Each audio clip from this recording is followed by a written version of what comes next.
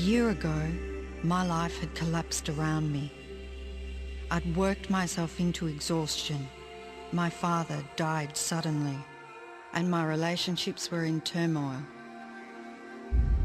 Little did I know at the time, out of my greatest despair was to come the greatest gift.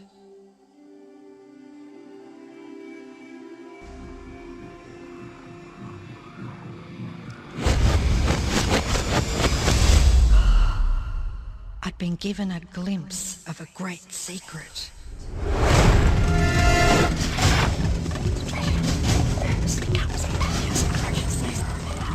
I began tracing the secret back through history.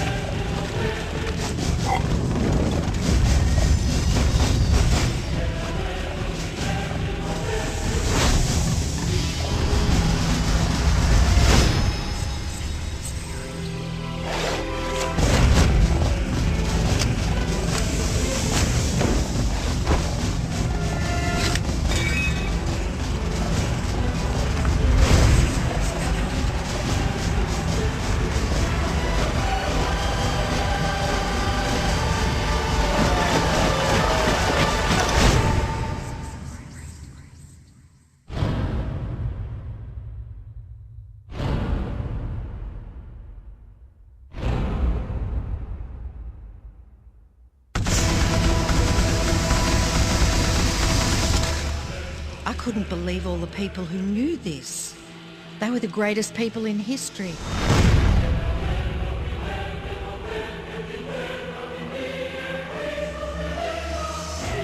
Why doesn't anyone know this? All I wanted to do was share the secret with the world. I began searching for people alive today who know the secret. One by one, they began to emerge.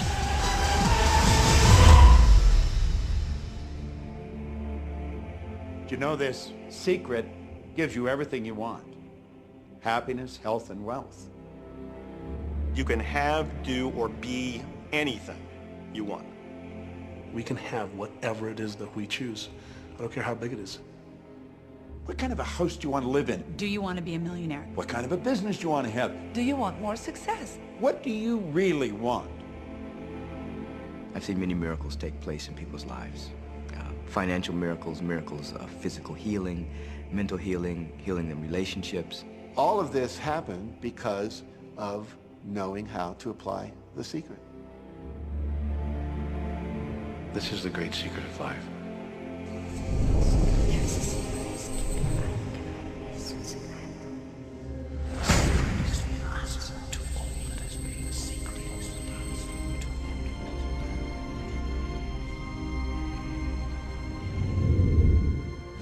You've probably been sitting there wondering, what is the secret?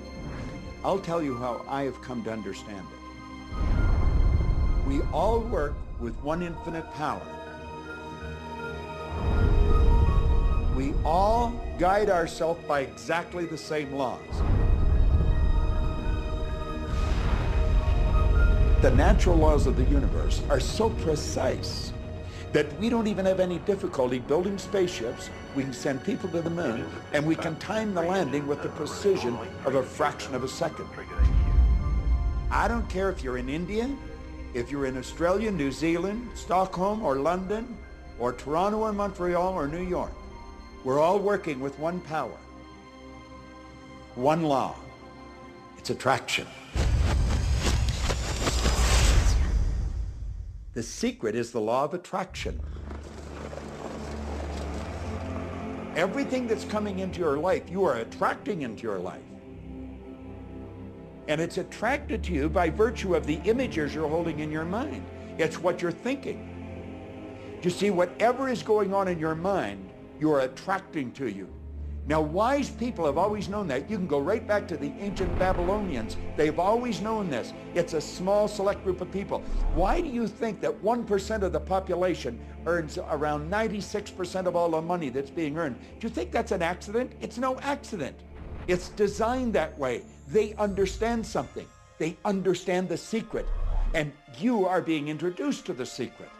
The simplest way for me to look at the law of attraction is if I think of myself as a magnet, and I know that a magnet will attract to it. Very basically put, the law of attraction says that like attracts like, but we're really talking at a level of thought. Our job as humans is to hold on to the thoughts of what we want, make it absolute clear in our minds what we want, and from that we start to invoke one of the greatest laws in the universe, and that's the law of attraction. You become what you think about most, but you also attract what you think about most. If you see it in here, you're going to hold it here. And that principle can be summed up in 3 simple words. Thoughts become things. What most people don't understand is a thought has a frequency. Every thought has a frequency. We can measure a thought. And so if you're thinking that thought over and over and over again, or if you're imagining in your mind, okay, having that brand new car, having the money that you need, building that company, finding your soulmate, if you imagine what that looks like, you're emitting that frequency on a consistent basis. Thoughts are sending out that magnetic signal that is drawing the parallel back to you. See yourself living in abundance, and you will attract it. It always works. It works every time with every person. Here's the problem. Most people are thinking about what they don't want, and they're wondering why it shows up over and over and over again. The law of attraction doesn't care whether you perceive something to be good or bad, or whether you don't want it or whether you do want it. It's responding to your thoughts. So if you're sitting there looking at a mountain of debt, feeling terrible about it, that's the signal you're putting out into the universe. Wow, I feel really bad because of all this debt I've got. You're just affirming it to yourself. You feel it on every level of your being. That's what you're going to get more of.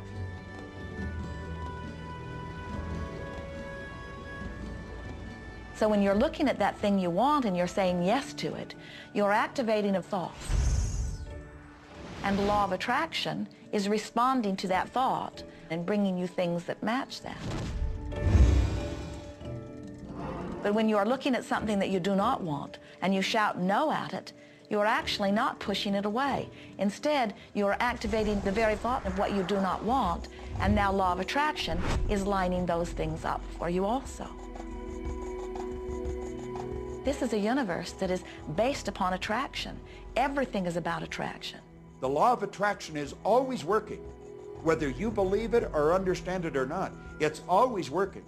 You might be thinking about the past or the present or the future, but whether you're remembering or observing or imagining, still in that process you are activating thought. And law of attraction, which is the most powerful law in the universe, is responding to your thought. Creation is always happening. Every time an individual has a thought or a prolonged, chronic way of thinking, they're in the creation process. Something is going to manifest out of those thoughts. Law of attraction says, we'll give you whatever it is you say and focus on. And so if you're complaining about how bad it is, what you're creating is more of how bad it is. Oh, look! I got that!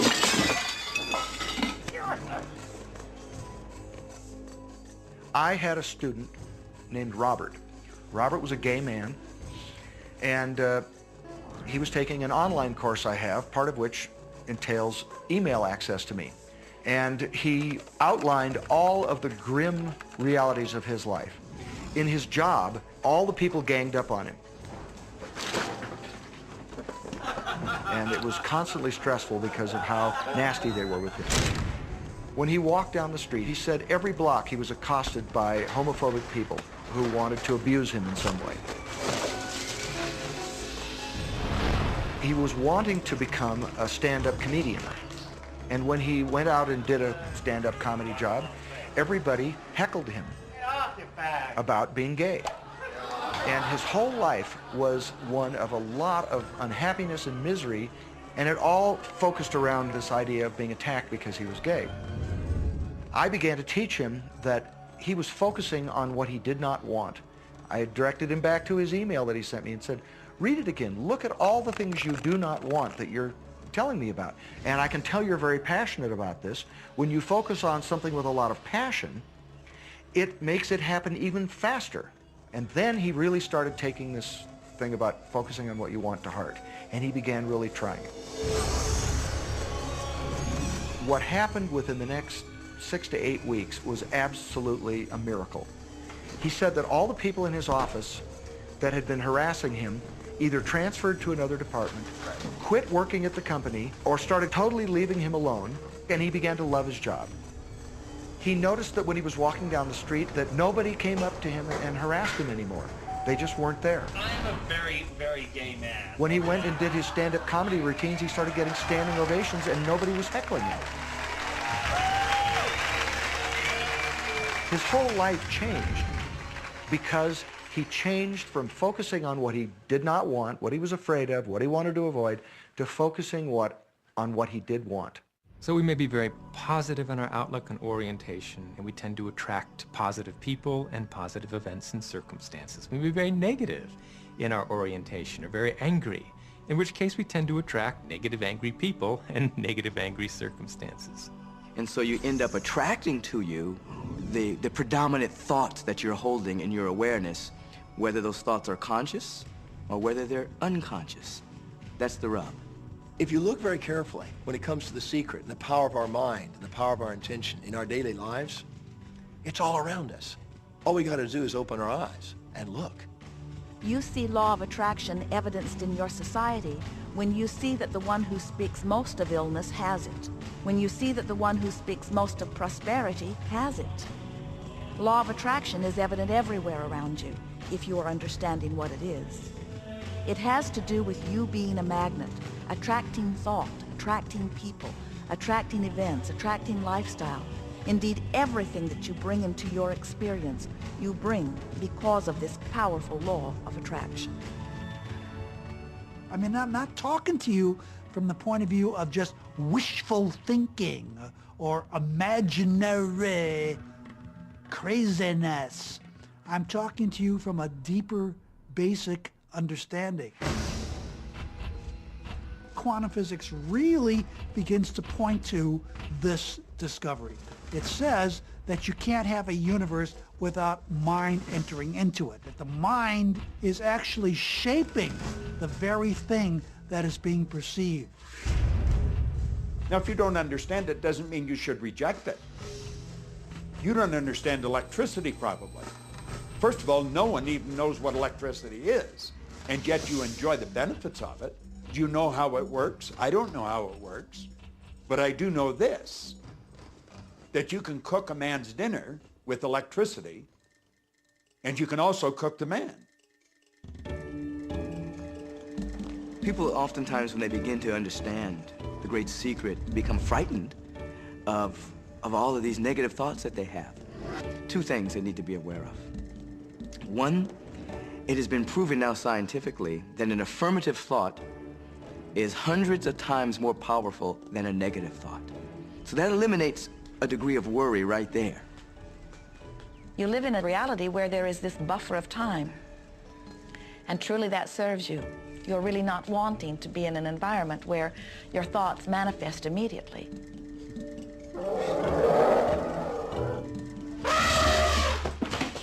The evidence is long in coming, and that is really a good thing.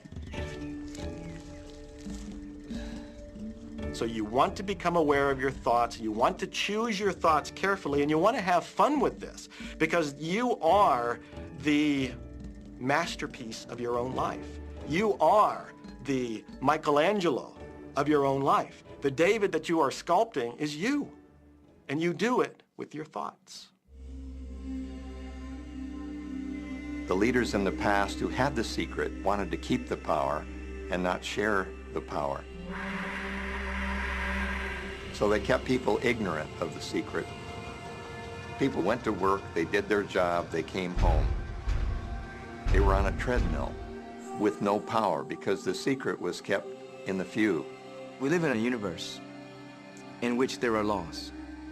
Just as there's a law of gravity, if you fall off a building, it doesn't matter whether you're a good person or a bad person, you're gonna hit the ground. Everything that's around you right now in your life, including the things you're complaining about, you've attracted. Now, I know at first blush that's going to be something that you hate to hear. You know, you're going to immediately say, I didn't attract the car accident. I didn't attract this particular client. I didn't particularly attract the debt. I didn't attract whatever it happens to be that you're complaining about. And I'm here to be a little bit in your face and to say, yes, you did attract it.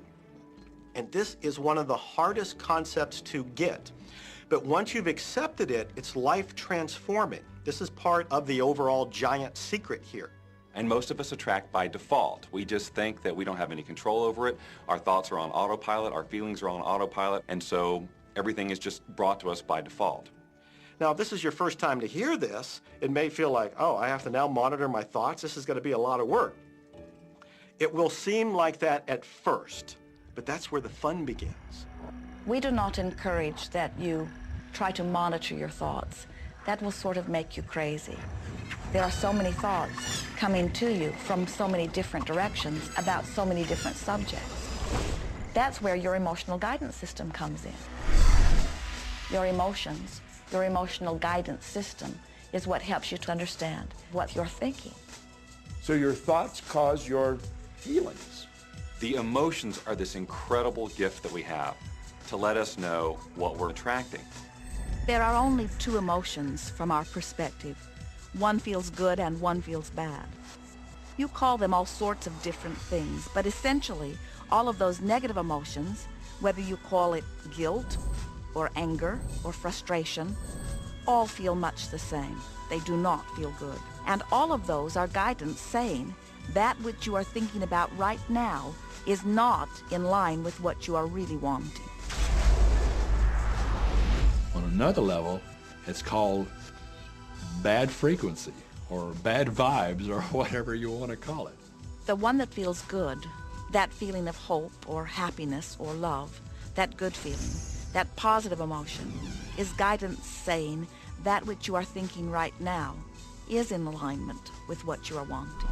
So it's really so simple. It's right there. The answer is, what am I attracting right now? Well, how do you feel? I feel good. Well, good. Keep doing that. Our feelings are a feedback mechanism to us about whether we're on track or not, whether we're on course or off course. The better you feel, the more in alignment you are. The worse you feel, the more out of alignment you are. What you are doing as you are moving through the variety of your day-to-day experience is you are offering thoughts that are literally formulating your future experience. And you can tell by the way you feel if the things that you're moving toward will please you when you get there.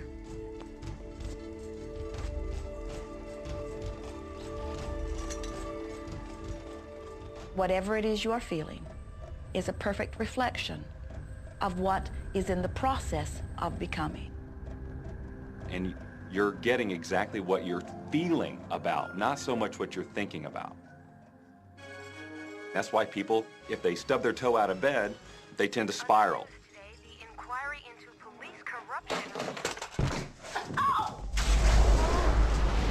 The whole day goes like that, you know. They have no clue that a simple shifting of their emotions can change their entire day and life. If you start out having a good day and you're in that particular happy feeling, as long as you don't allow something to change your mood, you're going to continue to attract, by the law of attraction, more situations, circumstances, people that sustain that happy feeling. Good days, bad days, rich get richer, poor get poorer. It's all about what these people are predominantly and continually feeling. You can begin right now to feel healthy. You can begin to feel prosperous. You can begin to feel the love that's surrounding you, even if it's not there. And what will happen is the universe will correspond to the nature of your song. The universe will correspond to the nature of that inner feeling and manifest, because that's the way you feel. So basically what you focus on with thought and feeling is what you attract into your experience, whether or not it's something you want. What you think and what you feel and what manifests is always a match. every single time, no exception. It's hard to swallow. But when we can begin to open ourselves up to that, the ramifications are awesome. It means that whatever thought has done in your life, it can be undone through a shift in your awareness.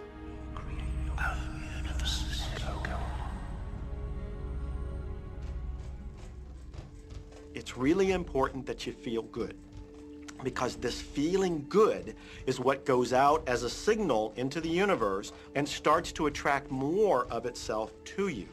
So the more you can feel good, the more you will attract the things that help you feel good in order to keep bringing you up higher and higher. When you're feeling down, do you know that you can change it like that? Put on a beautiful piece of music. Start singing. That'll change your emotion. Or think of something beautiful. Think of a baby. Maybe one you love. And dwell on it. Really keep that thought in your mind. Block everything out but that thought. I guarantee you'll start to feel good. This principle applies to your family pet, for instance, which I believe are wonderful because they put you in a great emotional state. When you feel love for your pet, that's a great state of love. It's going to bring goodness into your life. What a gift that is. And when you begin to get the hang of this, when you begin to guide your thoughts based upon the way they feel, and you begin to notice the correlation between what you're feeling and thinking and what's coming back to you, before you know it, you will know that you are the creator of your own reality. And those who are watching from a distance will stand in amazement at the perfect life you live. Since I learned the secret and started applying it to my life has truly become magical. I think the kind of life that everybody dreams of, and I live on a day-to-day basis. I live in a $4.5 million mansion. I have a wife to die for. I get to vacation in all the fabulous spots of the world. I've climbed mountains, I've explored, I've been on safaris. And all of this happened and continues to happen because of knowing how to apply the secret. Life can be absolutely phenomenal, and it should be, and it will be, when you start using the secret.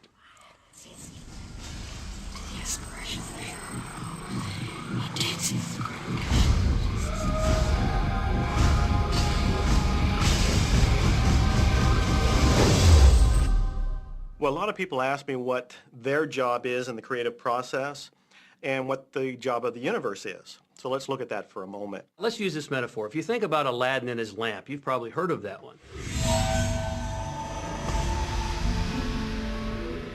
I mean, Aladdin picks up the lamp and he dusts it off, and out pops the genie.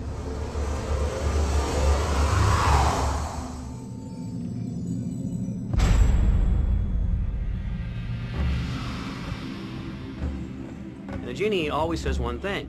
Your wish is my command.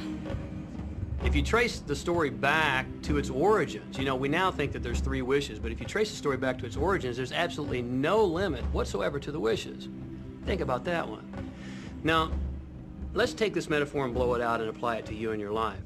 Remember, Aladdin is the one who always asks for what he wants. Then you've got the universe at large, which is this grand genie, and traditions, you know, have called it so many different things. Your holy guardian angel, your higher self. I mean, we could put any label on it, and you choose the one that works best for you. But every tradition has told us there's something bigger than us. And the genie always says one thing. Your wish is my command. So we like to say to you that the creative process is a 3-step process. Step 1 is you must ask for what you want. You do not need to use words to ask. In fact, the universe is not even hearing words from you. The universe is responding completely to your thought.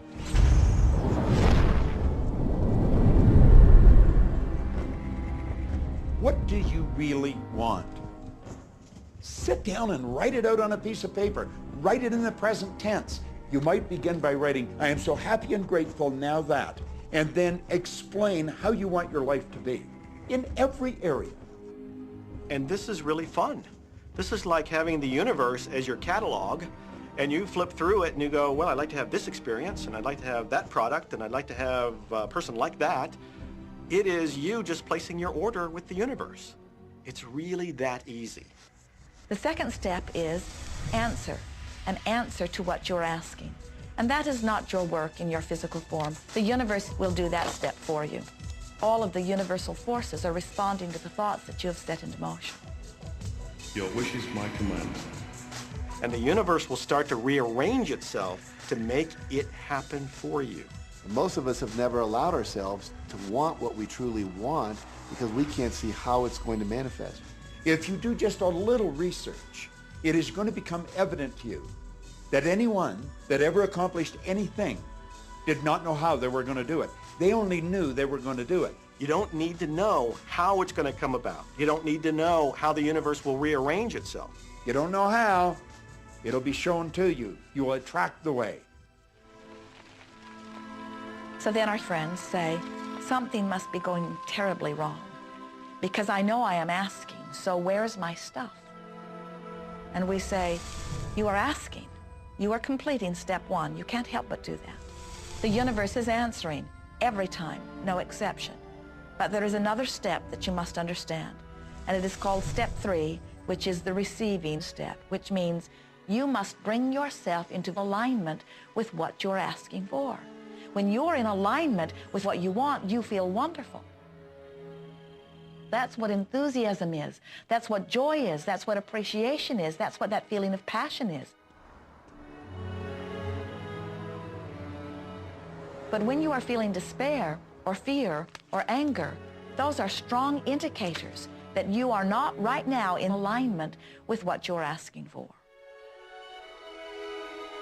And so when you begin to realize that the way you feel is everything, and you begin to direct your thoughts based upon how they feel, little by little, you can find the feeling place of it, and now you are one with it, and now it must manifest into your experience.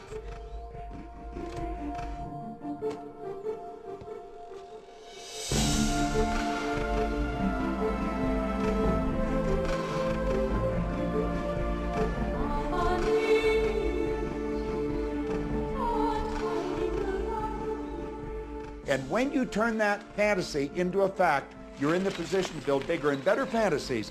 And that, my friend, is the creative process. So the law of attraction, the study and practice of the law of attraction is just figuring out what will help you generate the feelings of having it now. Go test drive that car. Go shop for that home. Get in the house. Do whatever you have to do to generate the feelings of having it now and remember them. Whatever you can do to do that will help you to literally attract it. It could be you wake up and it's just there, it's manifest. Or you might get some inspired idea of some action to take. You certainly shouldn't be going, well, I could do it this way, but man, I would hate that, because you're not on the right track if that's the case. Action will sometimes be required, but if you're really doing it in line with what the universe is trying to deliver, it's going to feel joyous, you're going to feel so alive, time will just stop, you could do it all day. The universe likes speed. Don't delay, don't second guess, don't doubt. When the opportunity's there, when the impulse is there, when the intuitive nudge from within is there, act. That's your job. And that's all you have to do. You will attract everything that you require. If it's money you need, you'll attract it. If it's people you need, you'll attract it. If it's a certain book you need, you'll attract it. You've got to pay attention to what you're attracted to. Because as you hold images of what you want, you're going to be attracted to things and they're going to be attracted to you. But it literally moves into physical reality with and through you. And it does that by law. You can start with nothing. And out of nothing, and out of no way, a way will be made. Think of this, a car driving through the night, the headlights only go 100 to 200 feet forward. And you can make it all the way from California to New York, driving through the dark, because all you have to see is the next 200 feet. And that's how life tends to unfold before us. And if we just trust that the next 200 feet will unfold after that, the next 200 feet will unfold after that, your life will keep unfolding, and it will eventually get you to the destination of whatever it is you truly want, because you want it.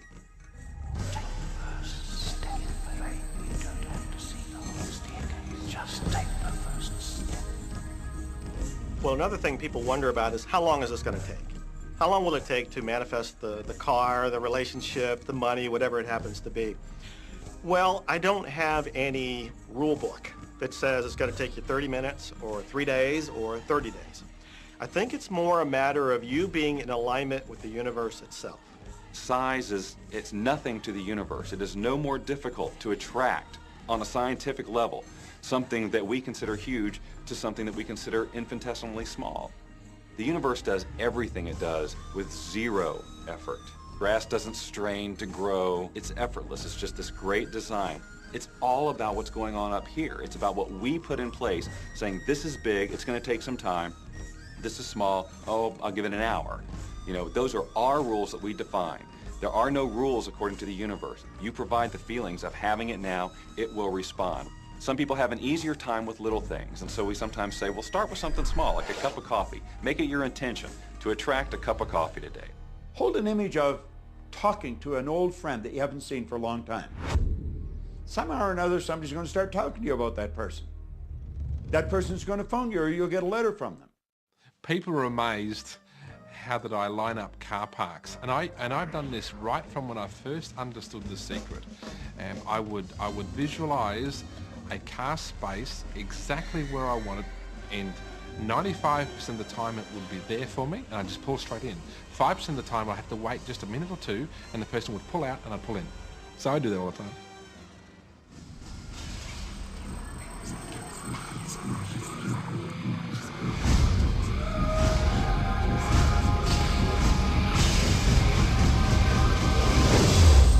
A lot of people feel stuck or in prison or confined by their current circumstances.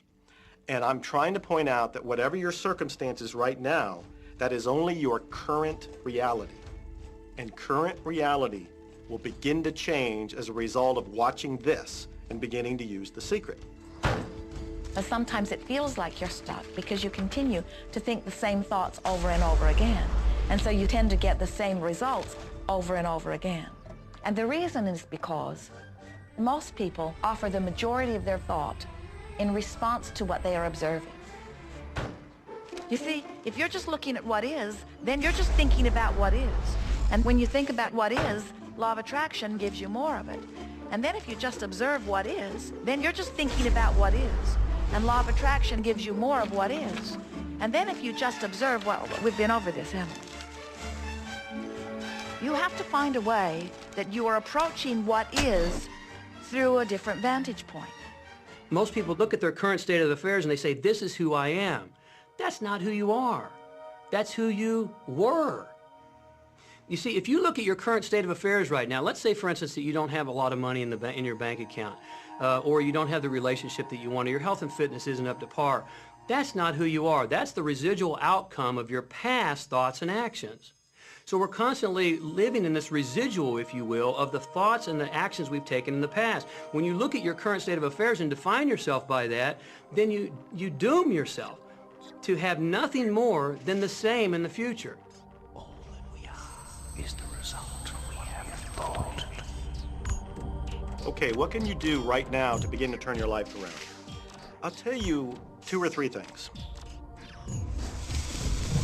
Start making a list of things to be grateful for. Start with that, because this shifts your energy. It starts to shift your thinking. Where before this exercise, you might be focusing on what you don't have, and you might be focusing on your complaints, and you might be focusing on whatever the problems are. When you do this exercise, you start to go in a different direction. You start to be grateful for all the things that you feel good about. Gratitude is absolutely the way to bring more into your life. Every man knows that when his wife's appreciating him for the little things he does, what does he want to do? He wants to do more. It's always about appreciation. It pulls things in. It attracts support. I've said for many years that whatever we think about and thank about, we bring about. Because that's that feeling that you have to have, you know. And so for me, it's been such a powerful exercise every morning to get up and say thank you. Every morning when my feet hit the floor, thank you. And then I start running through what I'm grateful for as I'm going to brush my teeth and do the things I do in the morning. And I'm not just thinking about them and doing some rote routine, but I'm putting it out there and I'm feeling the feelings of gratitude. Because as soon as you start to feel differently about what you already have, You will start to attract more of the good things, more of the things you can be grateful for. Because you can look around and say, well, look, I don't have the car I want. I don't have the house I want. I don't have the health I want. I don't have the spouse I want. Whoop, back up, back up. Those are all the things you don't want. Focus on what you already have that you're grateful for. And it might be you have the eyes to watch this.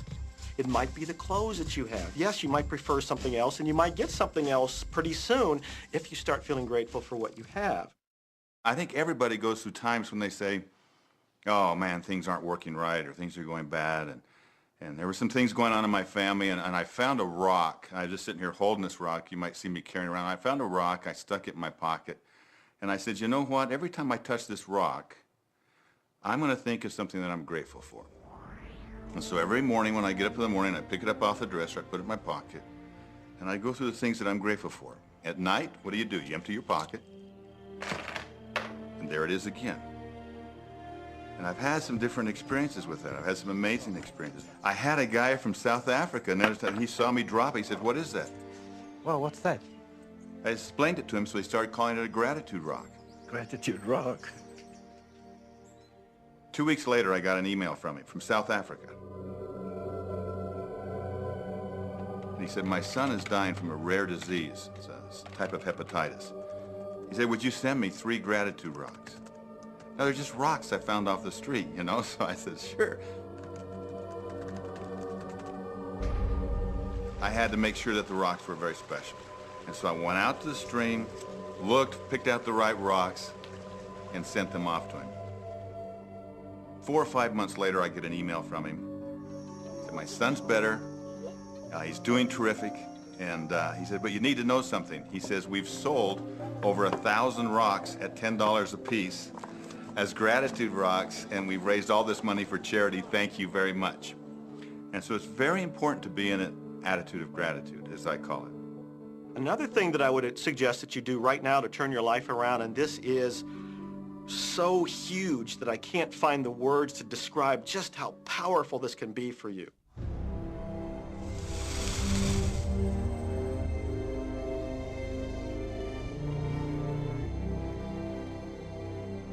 I took the visualization process from the Apollo program and instituted it during the 1980s and 90s into the Olympic program. And it was called visual motor rehearsal. When you visualize, then you materialize. And the interesting thing about the mind is we took Olympic athletes and then hooked them up to sophisticated biofeedback equipment and had them run their event only in their mind. Incredibly, the same muscles fired in the same sequence when they were running the race in their mind as when they were running it on the track. How could this be? Because the mind can't distinguish whether you're really doing it or whether it's just a practice. I think if you've been there in the mind, you'll go there in the body. When you're visualizing, when you've got that picture playing out in your mind, always and only dwell upon the end result.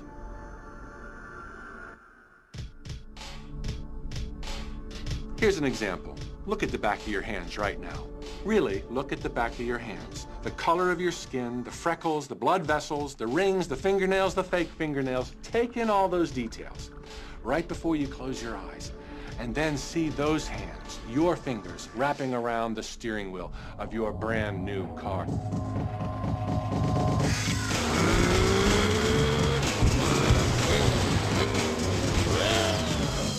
This is such a holographic experience, so real in this moment, that you don't even feel like you need the car because it feels like you already have it. It's the feeling that really creates the attraction, not just the picture or the thought. And I think for a lot of people, they think, well, if I think positive thoughts, or if I visualize having what I want, that'll be enough.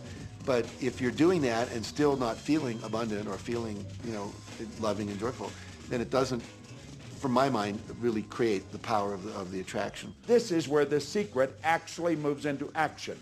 You put yourself in the feeling place of really being in that car, not, oh, I wish I could get that car, or someday I'll have that car, because that's a very definite feeling associated with that. It's not in the now, it's not, you know, it's in the future. If you stay in that feeling, it will always be in the future. Feel the joy, feel the happiness, no matter how silly it seems in that dark and quiet room, and you're going, woohoo! Do it! A lot of people will say, you know, come on, do I have to do that? How bad do you want change?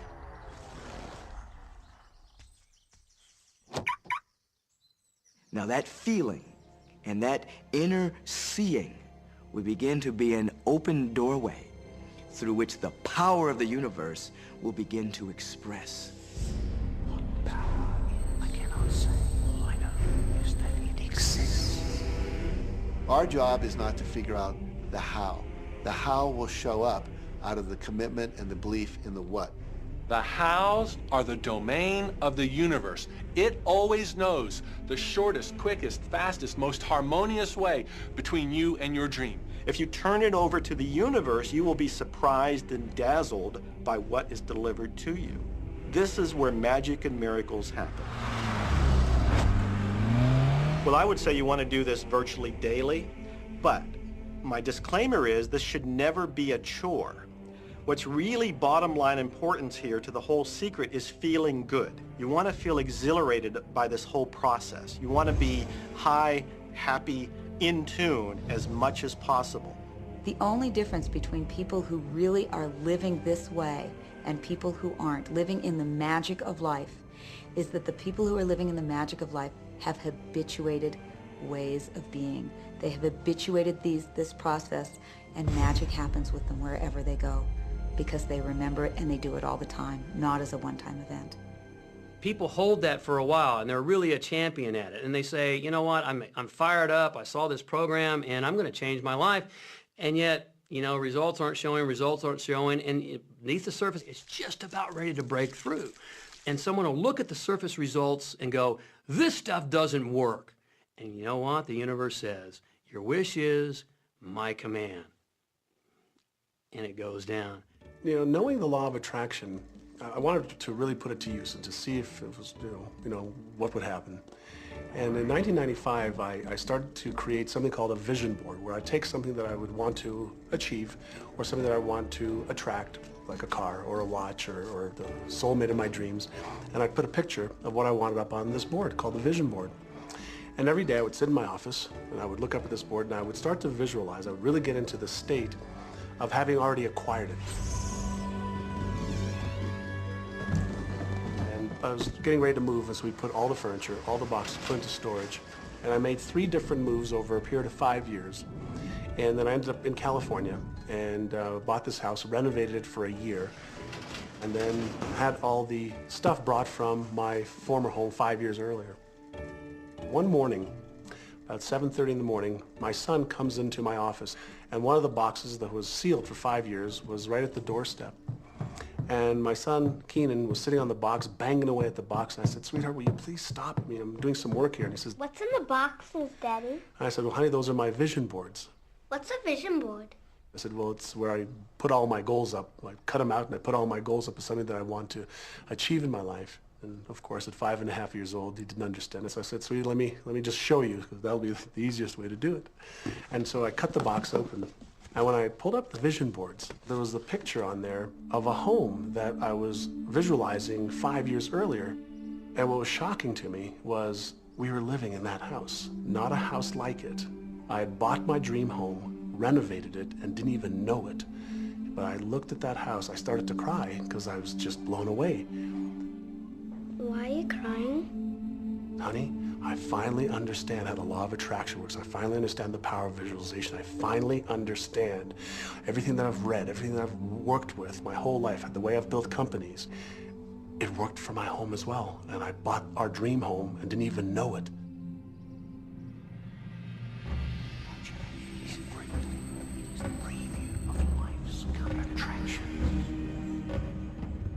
Decide what you want.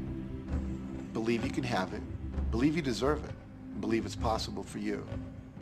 And then close your eyes every day for several minutes and visualize having what you already want and feeling the feelings of already having it. Come out of that and focus on what you're grateful for already. And really enjoy it, okay? And then go into your day and release it to the universe and trust that the universe will figure out how to manifest it.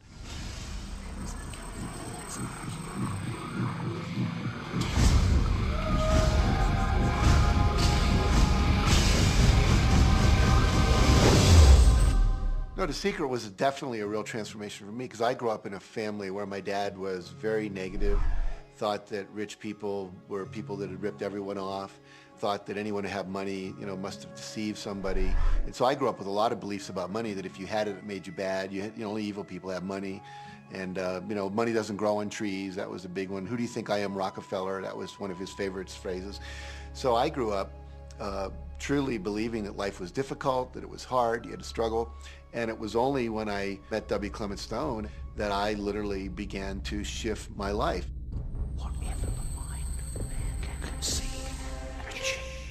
When I was working with Stone, he said, I want you to set a goal that's so big that if you achieved it, it would blow your mind. And you would know it's only because of what I've taught you that you would have achieved this goal. Well, at the time, I was making about $8,000 a year. And for some reason, I wanted something that was really measurable. So I said, I want to make $100,000 in a year. Now, I had no idea how I could do that. I saw no strategy, no possibility, but I just said, I'm going to declare that, I'm going to believe it, I'm going to act as if it's true, and release it. And so I did that. And one of the things he taught me was every day to close your eyes and visualize the goal as if it's already achieved. And I had actually made a $100,000 bill that I put on the ceiling. So the first thing I'd see when I woke up, I'd look up and there it was, and it would remind me that this was my intention. And then I would close my eyes and visualize having this $100,000 a year lifestyle.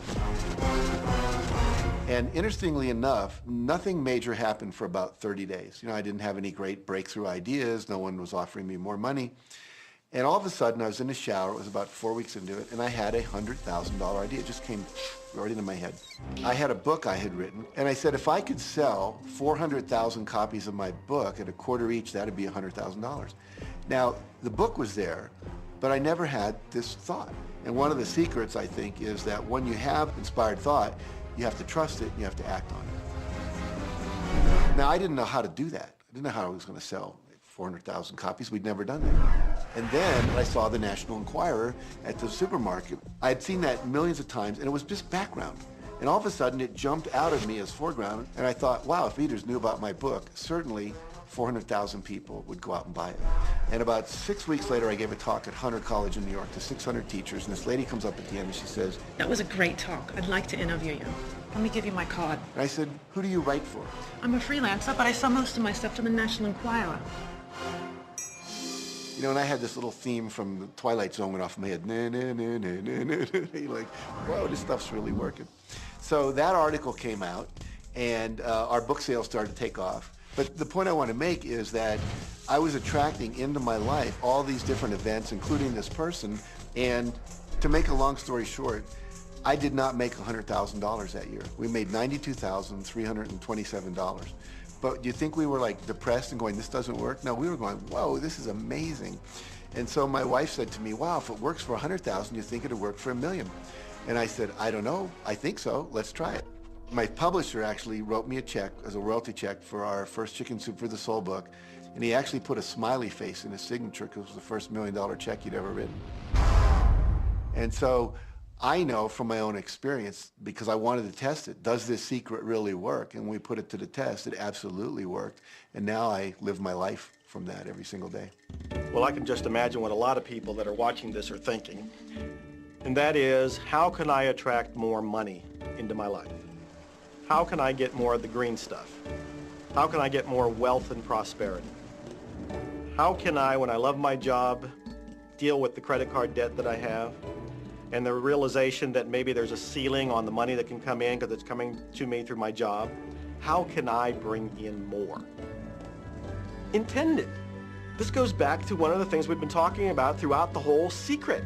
Your job is to declare what you would like to have from the catalog of the universe.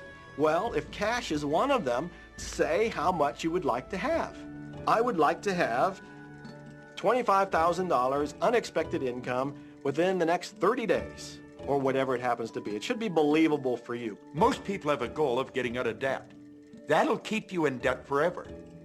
Whatever you're thinking about, you will attract. You'll say, but it's get out of debt. I don't care if it's get out or get in. If you're thinking debt, you're attracting debt.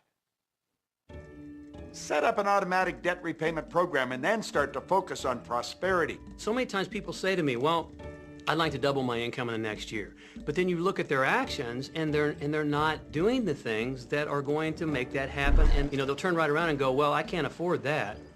Okay, guess what? Your wish is my command. As you are fussing about not having enough money, as you are talking to your friend about not having enough money, as you are feeling unhappy about not having enough money, you are actually activating within yourself or continuing the activation of a thought that is very different from the desire that you have launched. What it just comes down to is you just can't want more money and focus upon not enough. When I first understood the secret, I was getting bills. Every day I'd get a bunch of bills in the mail. And I thought, how do I turn this around? The law of attraction states that what you focus on, you will get. So I got a bank statement. I whited out the total and I put a new total in there. I put exactly how much I wanted to see in the bank. So I thought, what if I just visualize checks coming in the mail? So I just visualize a bunch of checks coming in the mail. Within just 1 month, things started to change. And it is amazing. Today, I just get checks in the mail. I get a few bills, but I get more checks than bills. I grew up on you have to work hard for money, you have to work hard for money. And so I replaced that with money comes easily and frequently. Now, in the beginning, it feels like a lie, right? There was a part of your brain that will say, oh, you liar, it's hard. So you have to know it's this little tennis match that will go on for a while. When it comes to creating wealth, wealth is a mindset. It's all about how you think. I'd say 80% of my coaching that I do one-on-one with folks is about their psychology and the way they think. And I know when people are listening, they say, oh, well, you can do it, I can't. Every person has the capability to change the way they're in a relationship and conversation with money. I find so many people who maybe make a tremendous amount of money, but their relationships stink. That's a technical term, by the way. And that's not wealth. It really isn't. You know, you can go after the money and you might get rich, but it doesn't guarantee you'll be wealthy. I'm not suggesting that money isn't a part of wealth. It absolutely is, but it's only a part. And then I meet a lot of people who are quote-unquote spiritual, but they're sick and broke all the time. That's not wealth either. Life is meant to be abundant in all areas. Many people in Western culture are striving for success. They want to have the home, they want their business to work, they want all of these things. But what I found in my research is that having those things certainly doesn't guarantee what we really want, which is happiness. And that's when all those outer things come. They don't come from going after them first to get happiness. It's backwards. You go for the sense of inner joy, of inner peace, of inner vision first, and then all the other things from the outside appear.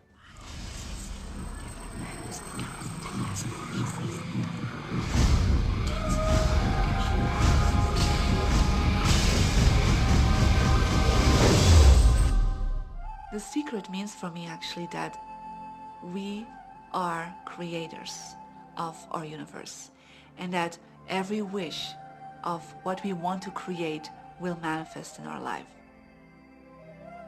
Therefore, it's very important what you wish, what your thoughts are, what your feelings are, because it will manifest. Now, one day I went into somebody's home, and he was an art director of a very famous film producer. And in every corner, he had this beautiful image of a woman, a naked woman dressed with a fabric, kind of doing this, kind of saying, oh, I don't look at you, I don't see you, you know. And I said, I think you have trouble in your romance. Are you a clairvoyant or something? No, but look, 7 places you have exactly that woman. But I love that kind of painting. I painted it myself. That's even worse, I said, because you put all your creation and your creativity in it. Now, he's this gorgeous-looking man. He has all these actresses around him because that's the work he does. He doesn't get romance. I said, what do you want? Well, I want to date 3 women a week. Okay, paint yourself with 3 women and hang it in every corner.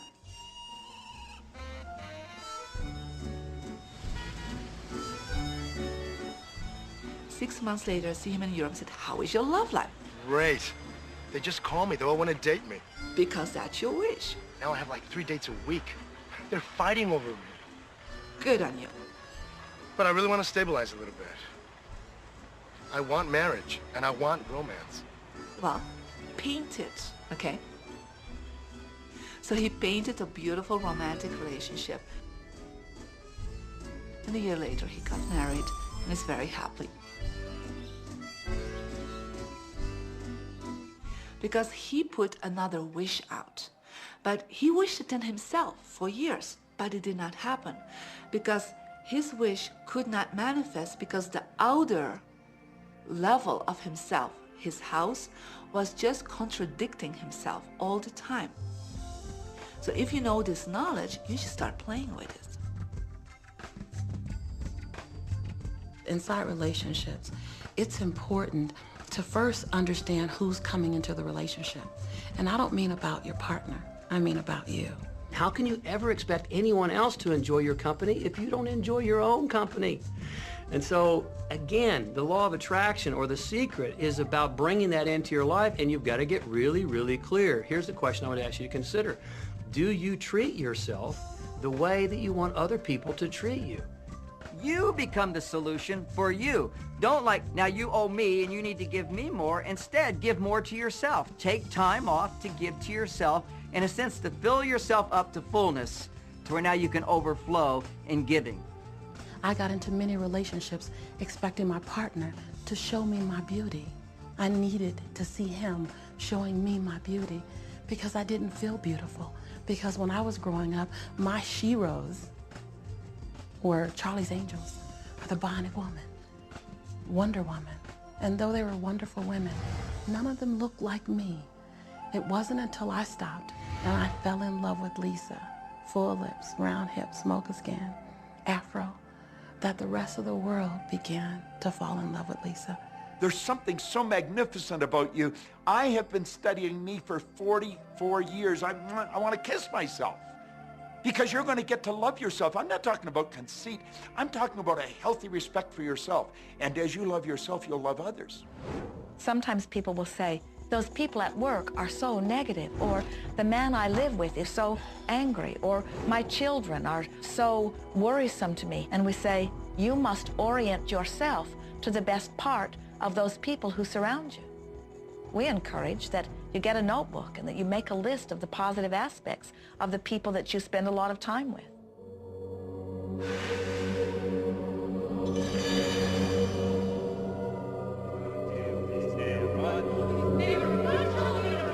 There could be someone that you have a terrible experience with, a terrible relationship with.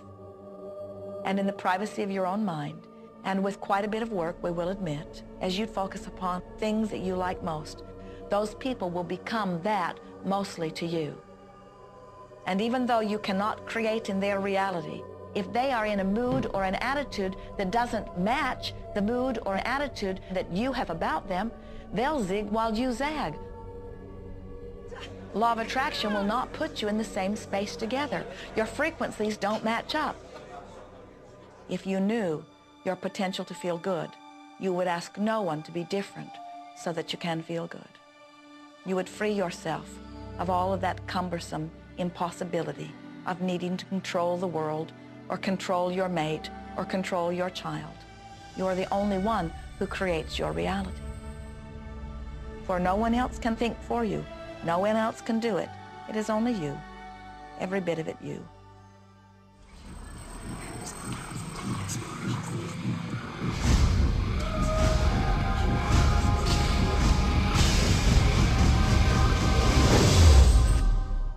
It's important to recognize that our body is really the product of our thoughts. We're beginning to understand in medical science the degree to which the nature of thoughts and emotions actually determines the physical substance and structure and function of our bodies. We've known in the healing arts of a placebo effect. A placebo is something that supposedly has no impact and no effect on the body, like a sugar pill or something. You tell the patient that this is just as effective. And what happens is the placebo has the same effect, if not greater effect, than sometimes the medication is supposed to be designed for that effect. So they found out that the human mind is the biggest factor in the healing arts. more so than sometimes the medication. If somebody is in a situation where they're sick and they have an alternative to try to explore what is in their mind creating it versus using medicine, if it's an acute situation that could really bring death to them, then obviously the medicine is a wise thing to do while they explore what the mind is about. So you don't want to negate medicine. Every form of healing has a place. There is only a stream of well-being that flows, you know. It is a stream of pure positive energy. And the universe, all that we know, is abundant with only that. This is a world that is based upon well-being, and well-being dramatically abounds. And when you are allowing that stream to flow in its fullness, you feel very, very good. And when you are pinching it off a bit, you feel not so good. There is only a stream of goodness or well-being which you are allowing or not. And your magnificent emotions are telling you what the mix is, how you're doing in your allowing or your resisting of this connection. You know people who have had terminal disease. Stop and think of the word dis-ease. Hyphenate the word. That's a body that's not at ease. We've got 1,000 different diagnoses and disease out there. They're just the weak link. They're all the result of one thing, stress. And you put enough stress on the chain, you put enough stress on the system, and one of the links breaks. Our physiology creates disease to give us feedback, to let us know we have an imbalanced perspective and we're not loving and we're not grateful. So the body's signs and symptoms are not something terrible. The question that's frequently asked is when a person has manifested a disease in their body temple or some kind of discomfort in their life, through the power of right thinking, can it be turned around? And the answer is absolutely yes. On November 23rd, I was diagnosed with breast cancer. I truly believed in my heart, with my strong faith, that I was already healed. During the day, all day long, I would just say, thank you for my healing. On and on and on I went, thank you for my healing. I believed in my heart I was healed. I saw myself as if cancer was never in my body. One of the things I did to heal myself was to watch very funny movies. That's all we would do, is just laugh, laugh, laugh. We couldn't afford to put any stress in my life because we knew stress was one of the worst things you can do while you're trying to heal yourself. From the time I was diagnosed, which was November 23rd, to the time I was healed totally was approximately 3 months. And that's without radiation and chemotherapy.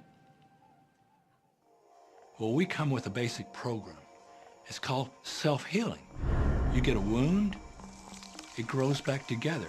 You get a bacterial infection, the immune system comes and takes care of those bacteria and heals it up. The immune system is made to heal itself. Dis-ease cannot live in a body that's in a healthy emotional state. Your body is casting off millions of cells every second, and it's creating millions of new cells. In fact, literally, parts of our body are replaced every day. Other parts take a few months, other parts a couple of years. But within a few years, we have a brand new physical body. If you have a disease and you're focusing on it and you're talking to people about it, you're going to create more disease cells. See yourself living in a perfectly healthy body. Let the doctor look after the disease. Can you feel the difference between having painful arthritis in your hips and feeling fearful about it, or having painful arthritis in your hips and feeling hopeful about it? The difference between fearful and hopeful is the difference between recovery or not. Happier thoughts lead to essentially a happier biochemistry, a happier, healthier body. Negative thoughts, stress, have been shown to seriously degrade the body and the functioning of the brain, because it's our thoughts and emotions that are continuously reassembling, reorganizing, recreating our body. Remove physiological stress from the body, and the body does what it was designed to do. It heals itself. I've seen kidneys regenerated. I've seen cancer dissolved. I've seen eyesight improve and come back. I always say that incurable means curable from within. You can change your life and you can heal yourself.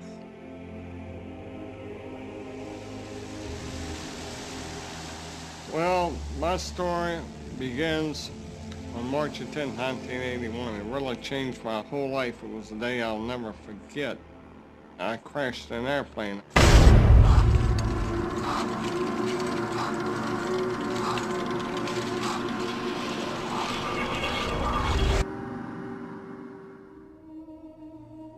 I ended up in the hospital completely paralyzed. My spinal cord was crushed. I broke the first and second cervical vertebrae. My swallowing reflex was destroyed. I couldn't eat or drink. My diaphragm was destroyed. I couldn't breathe. All I could do was blink my eyes. The doctors, of course, said all my life I'd be a vegetable. All I'd do is blink my eyes the rest of my life. That's the picture they saw of me, but it didn't matter what they thought. The main thing was what I thought.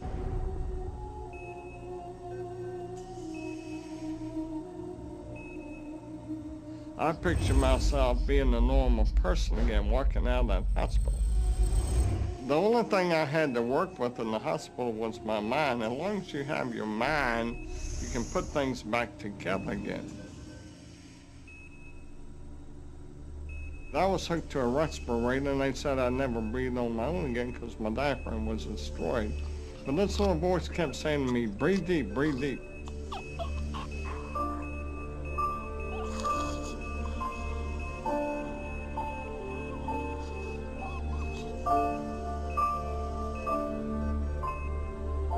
Finally, I was weaned from it. They were at a loss for an explanation.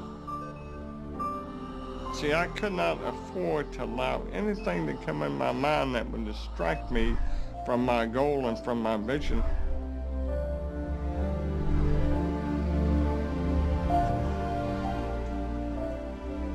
Well, I set a goal to walk out of the hospital on Christmas. That was my goal.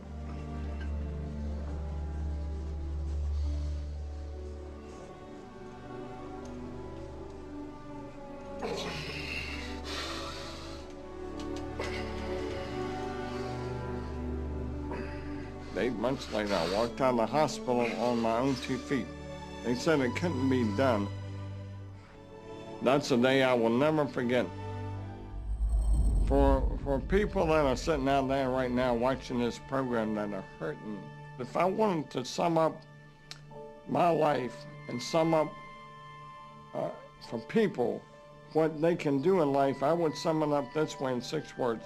Man becomes what he thinks about.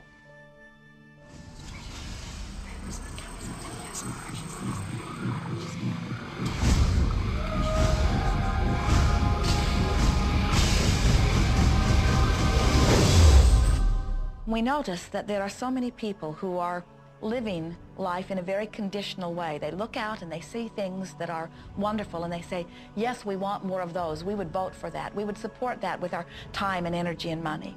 But then they look out and they see things that they do not want, terrible things that they do not want to live and that they do not want to see others live. And they say, we've got to do something about getting rid of those things. But they don't realize that as they push against the unwanted, they add power to it. In this world, there is a war against poverty and a war against cancer and a war against teenage pregnancy and a war against terrorism and a war against violence and a war against terrorism. Did we mention that there's a war against terrorism? And all of this pushing against is only adding to, because you can't say no and make it go away. When you shout no, law of attraction is lining that up.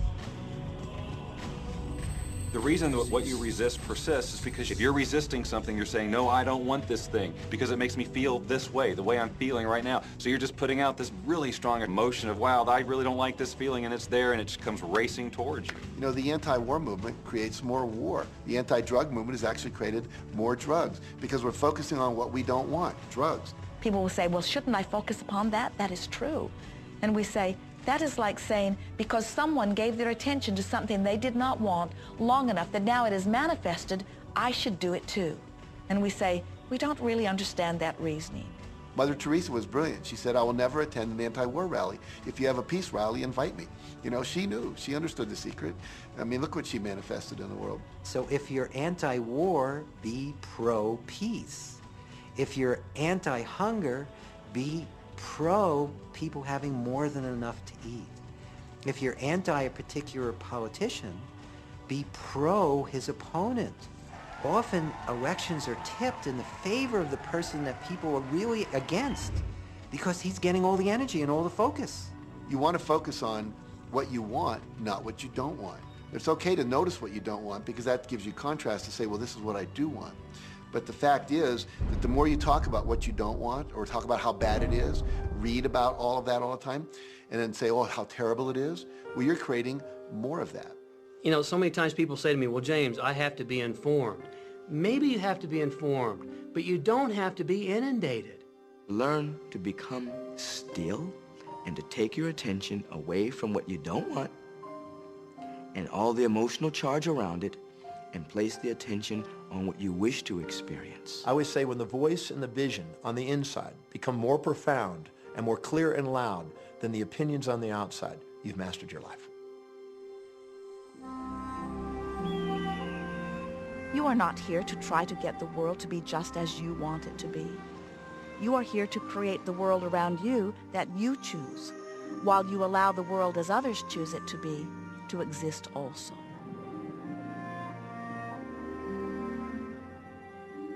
One of the questions I get almost all the time, and it's probably on somebody's mind right now if it's not on yours, and that's the idea that, well, if everybody uses the secret and they all treat the universe like a catalog, aren't we going to run out of stuff? Won't everybody just make a run for it and bust the bank? What's beautiful about the teaching of the Great Secret is that there's more than enough to go around for everyone. There is a lie that acts like a virus within the mind of humanity. And that lie is there's not enough good to go around. There's lack, and there's limitation, and there's just not enough. That lie has people living in fear, greed, stinginess, and those thoughts of fear, greed, stinginess, and lack become their experience. So the world has taken a nightmare pill. Now the truth is, there's more than enough good to go around. There's more than enough creative ideas. There's more than enough power. There's more than enough love. There's more than enough joy. All of this begins to come through a mind that is aware of its own infinite nature. Every great teacher who's ever walked the planet has told us that life was meant to be abundant. And so just when we think that resources are dwindling, we find new resources to achieve the same things. And so even though we say we have lack, it's because we don't open up our vision and see all of what's around us. You know, when everybody starts to live from their heart and go for what they want, they don't go for the same things. That's the beauty of this. We don't all want BMWs. We don't all want the same person. We don't all want the same experiences. We don't all want the same clothing. We don't all want fill in the blank. There's enough for everyone. If you believe it, if you can see it, if you act from it, it will show up for you. That's the truth. So let the variety of your reality thrill you as you get to choose from among it those things that you're wanting. And when you see something that you want in your experience, think about it. Find the feeling place of it. Get inside of it. Talk about it and write it down. Write a script about it. Make it your reality by becoming a match to it. And when you see those things that you're not wanting in your experience, do not talk about them. Don't write about them. Don't join groups that worry about them. Don't push against them. Do your best to ignore them. Remove your attention from the things that you do not want, while you give your undivided attention to the things that you do want. Most of the leaders in the past missed the great part of the secret, which is empowering and sharing with others. This is the best time to have ever been alive in history. It's the first time we've ever had the power to gain knowledge at our fingertips.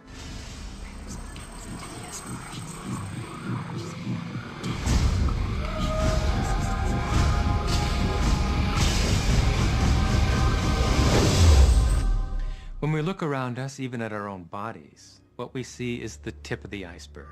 Think of this for a moment. Take your hand and look at it. Now your hand looks solid, but it's really not. If you put it under a proper microscope, you'd see a massive energy vibrating. Everything is made up of the exact same thing, whether it's your hand, whether it's the ocean, or whether it's a star. Everything is energy. And let me help you understand that just a little bit. There's the universe, of course, and our galaxy, and our planet, and then individuals, and then inside of this body are organ systems, and then there's cells, and then there's molecules, and then there's atoms, and then there is energy. So there are a lot of levels to talk about something on, but everything in the universe is energy. I don't care what city you're living in, you've got enough power in your body, potential power, to illuminate the whole city for nearly a week. Most people define themselves by this finite body, but you're not a finite body. I mean, even under a microscope, you're an energy field. Well, what we know about energy is this. You go to a quantum physicist and you say, what creates the world? And he or she will say, energy. Well, describe energy. Okay, it can never be created or destroyed. It's always was, always has been. Everything that ever existed always exists. It's moving into form, through form, and out of form. Okay, great. You go to a theologian and you ask the question, what created the universe? And he or she will say, God. Okay, describe God. Always was and always has been, never can be created or destroyed, all that ever was, always will be, always moving into form, through form, and out of form. You see, it's the same description, just different terminology. And so if you think you're this meat suit running around, think again. You're a spiritual being. You're an energy field operating in a larger energy field. We're all connected. We just don't see it. There isn't an out there and an in here. Everything in the universe is connected. It's just one energy field.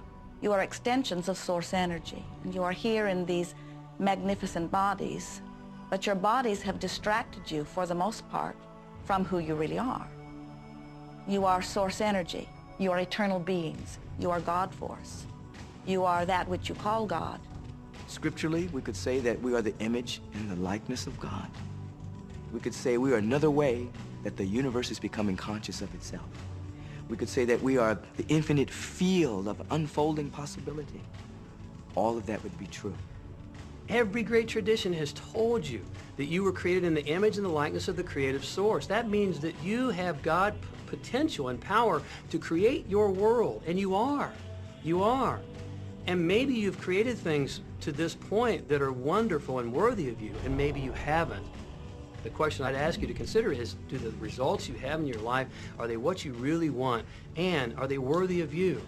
If they're not worthy of you, then when would now be the right time to change those? Because you have the power to do that.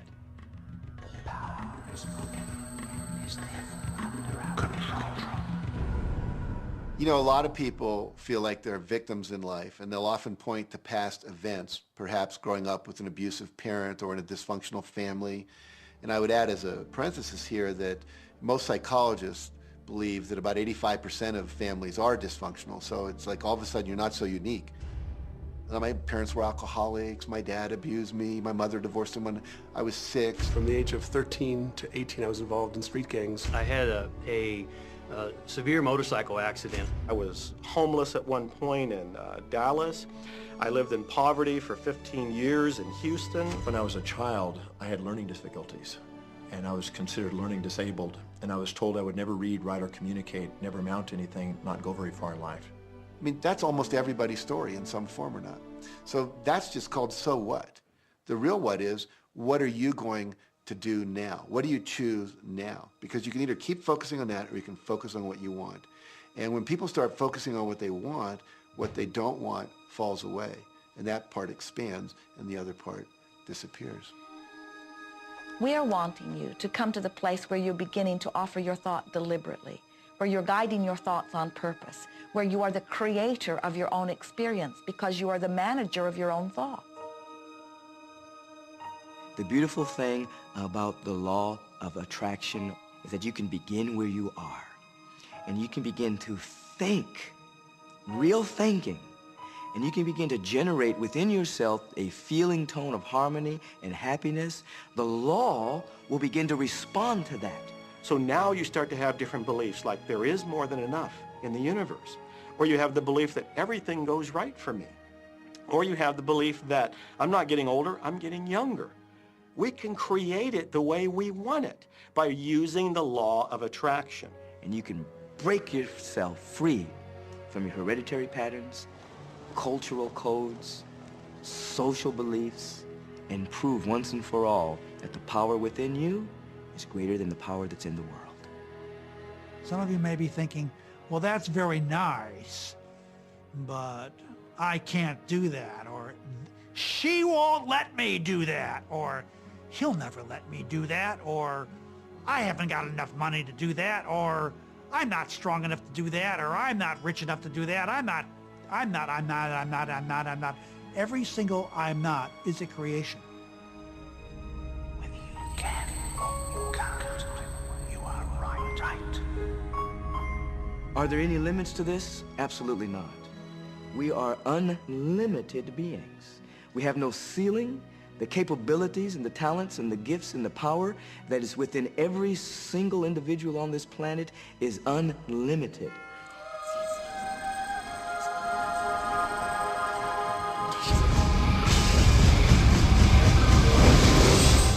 There is no blackboard in the sky on which God has written your purpose, your mission in life. There's no blackboard in the sky that says, Neil Donald Walsh, a handsome guy who lived in the first part of the 21st century, who, colon, then there's a blank, you know, and all I have to do to really understand what I'm doing here, why I'm here, is to find that blackboard and find out what God really has in mind for me. But the blackboard doesn't exist. So your purpose is what you say it is. Your mission is the mission you give yourself. Your life will be what you create it as, and no one will stand in judgment of it now or ever. It took a lot of years for me to get this, because I grew up very much with this idea that, you know, there was something I was supposed to do, and if I wasn't doing it, I was like, God wouldn't be happy with me, you know? When I really got that my primary aim was to feel and experience joy, then I began to do only those things which brought me joy. We have a saying, you know, if it ain't fun, don't do it, you know? Joy, love, freedom, happiness, laughter. That's what it is. And if you've just experienced joy sitting there and meditating for an hour, by golly, do that. If you experience joy eating a salami sandwich, then do that.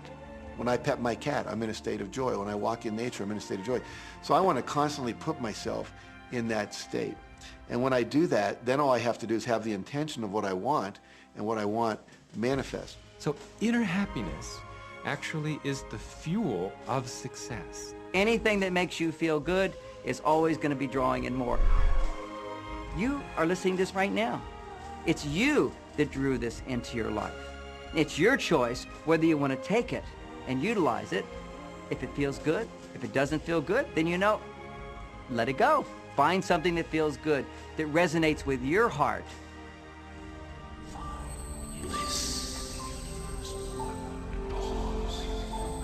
Joseph Campbell said, follow your bliss. We think those are the best words we have ever heard spoken from a human tongue. And if one could follow one's bliss, you would follow the trail to abundance and well-being on all subjects. Enjoy life with us, because life is phenomenal. It's a magnificent trip. You will live in a different reality, a different life, and people will look at you and say, what do you do different than me? Well, the only thing that is different is that you work with the secret.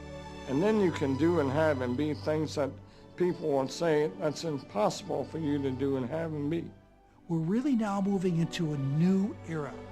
It's the era where the last frontier is not space, as Star Trek would say, but it's going to be mind.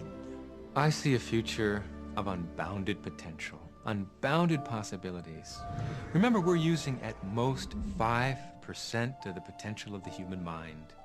100% human potential is the result of proper education. So imagine a world where people were using their full mental and emotional potential. We could go anywhere. We could do anything, achieve anything. See yourself with the good that you desire. Every religious book tells us that.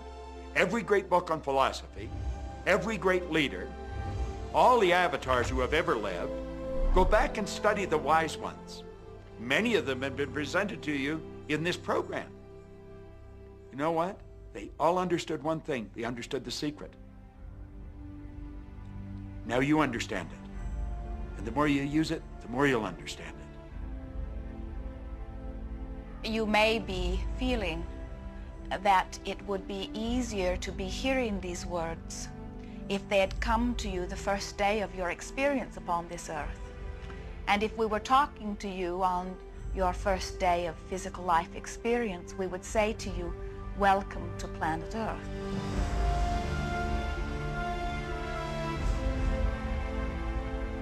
There is nothing that you cannot be or do or have. You are a magnificent creator, and you are here by your powerful and deliberate wanting to be here. Go forth, giving thought to what you are wanting, attracting life experience to help you decide what you want, and once you have decided, giving thought only unto that. Most of your time will be spent collecting data that will help you decide what it is you want. But your real work is to decide what you want and then to focus upon it. For it is through focusing upon what you want that you will attract it. That is the process of creating. I believe that you're great, that there's something magnificent about you. Regardless of what has happened to you in your life, regardless of how young or how old you think you might be, the moment you begin to think properly, there's something that is within you, there's power within you that's greater than the world, it will begin to emerge. It will take over your life. It will feed you. It will clothe you. It will guide you, protect you, direct you, sustain your very existence if you let it. Now that is what I know for sure.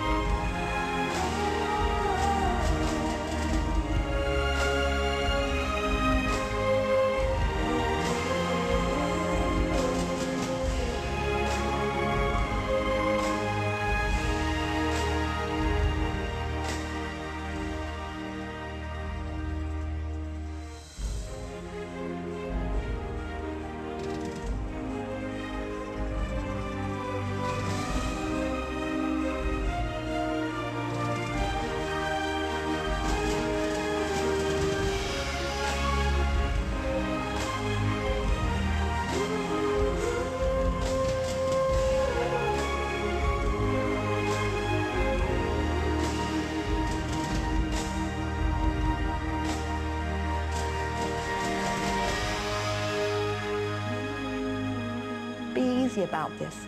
Have fun with it. There is nothing you are supposed to do, only that which you want to do.